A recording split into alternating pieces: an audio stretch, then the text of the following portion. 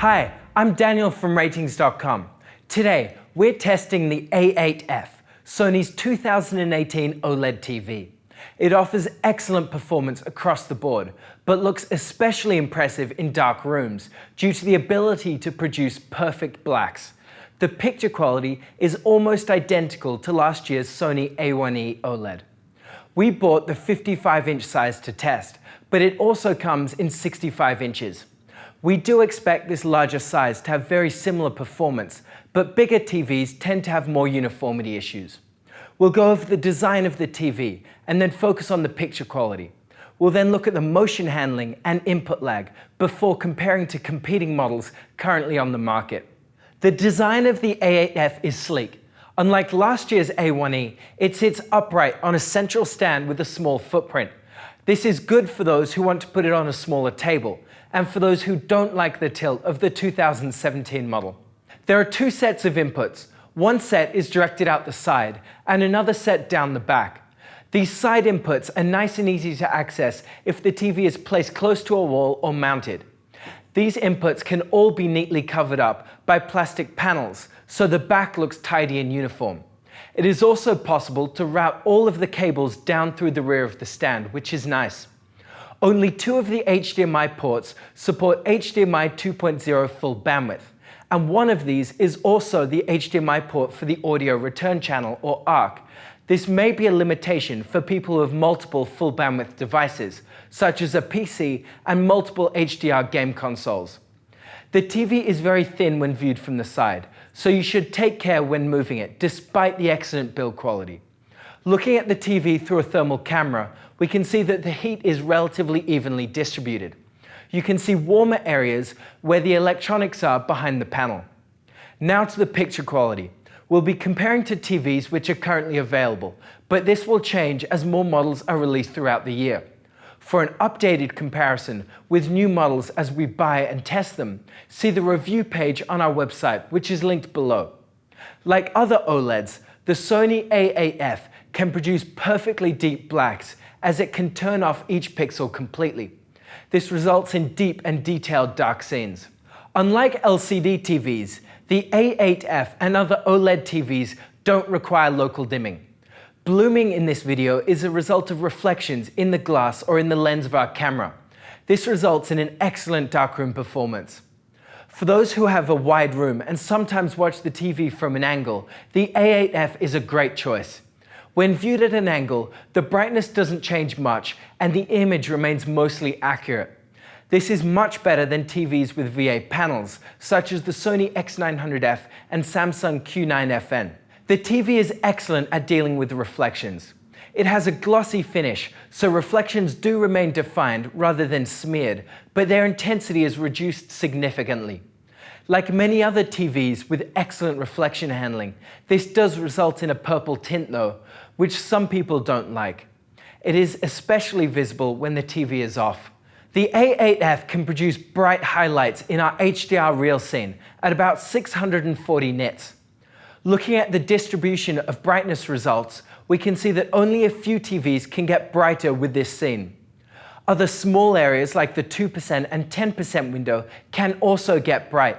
However, full screen brightness is a different story. An automatic brightness limiter, or ABL, restricts the TV from drawing too much power, which causes the screen brightness to change depending on the content. Most of the time this isn't noticeable, but when displaying content with large bright areas, such as a hockey game or for PC use, this can be distracting. It is possible to disable the ABL by turning off the peak brightness option. This prevents the change in brightness, but results in a fairly dim image at about 110 nits across the whole screen. For those who want a bright TV to overcome glare, then a bright LED TV may be worth it. The 50% gray uniformity is excellent. This is generally the case for OLED TVs, which fare better than LCD models. This is great for sports, as dirty screen effect isn't distracting when watching hockey or football. Very dark grays do show some banding though when viewed in a dark room, which may be noticeable in dark scenes. This varies between units, but it is a common result for new OLEDs. The A8F supports a wide color gamut, which is excellent for producing vivid highlights in HDR.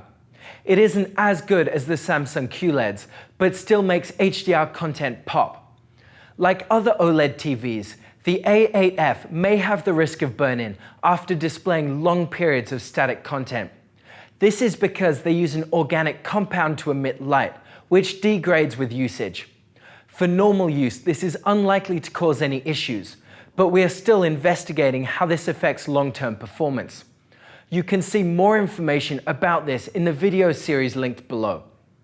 The A8F has an instantaneous response time, like other OLED TVs. This means that fast-moving content has almost no visible trail following it, as seen in the photo of our moving logo. It is great for gaming and watching sports, especially with high frame rate content. Unfortunately, for low frame rate content, this also means that there is no blur to smooth between frames. This results in a jarring movement when displaying long, slow panning shots in movies. Like the Sony A1E of 2017, the A8F also supports a black frame insertion feature. For 60 Hz content, this displays each frame for half the duration, with black frames interspersed. It works well to clear up persistence blur, which is useful for gamers. This increased clarity isn't without downsides though, as those sensitive to flicker may find it distracting, and it reduces the screen brightness significantly. It also isn't possible with a 120 Hz signal from a PC, as it causes every second frame to be lost. The input lag of the A8F is good, but varies depending on the resolution of the source. 4K content has a lower input lag than 1080p, which is the same result we've found on other Sony TVs that have the X1 Extreme processor. Overall, it is good for new consoles and for gaming, but a bit higher than the competition with low-resolution sources. The A8F runs a version of Android TV, which is customized by Sony. It has a very wide selection of apps and features, but is quite slow to use, and the interface often stutters or freezes. It does have the Google Assistant though, which works well to interface with other smart devices and to quickly access most functions on the TV.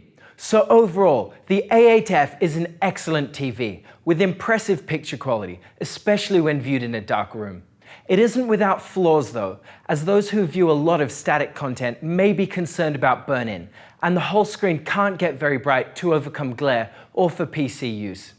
If these flaws are important to you, then one of these LCD TVs may be a better choice.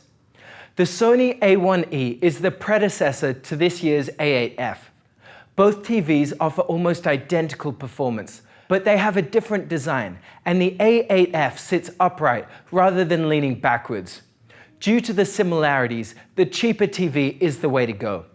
LG's 2018 OLED TVs, such as the C8, also offer almost identical performance, but both of these 2018 models have the same OLED panel, and both offer a very similar set of features, including black frame insertion and the ability to smooth gradients. Overall, the C8 is slightly better, as it has lower input lag for gamers, but if this doesn't matter to you, then the cheaper TV is a better choice. Some of Samsung's 2018 QLED TVs, like the Q9FN, have full array local dimming and are able to produce deep, dark scenes. This isn't quite as good as the perfect blacks of an OLED when viewed in a completely dark room though. On the other hand, the Q9FN can produce some of the brightest and most vivid colors of any TVs we've tested. If you're concerned about burn-in or want a brighter TV for a bright room, then the Q9FN is the way to go. But for a dark room or wide seating, an OLED is a better choice. The Sony X900F is an LED TV with great performance across the board. It isn't as good as an OLED in completely dark rooms, and also loses accuracy when viewed at an angle.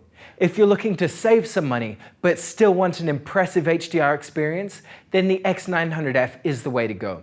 So that's it. You can check out all of the measurements on our website. If you like this video, then subscribe to our channel or become a contributor. Also, we're currently hiring in our offices in Montreal for various positions. So if you want to help people find the best product for their needs, have a look at the careers page on our website. Thank you for watching, and see you next time.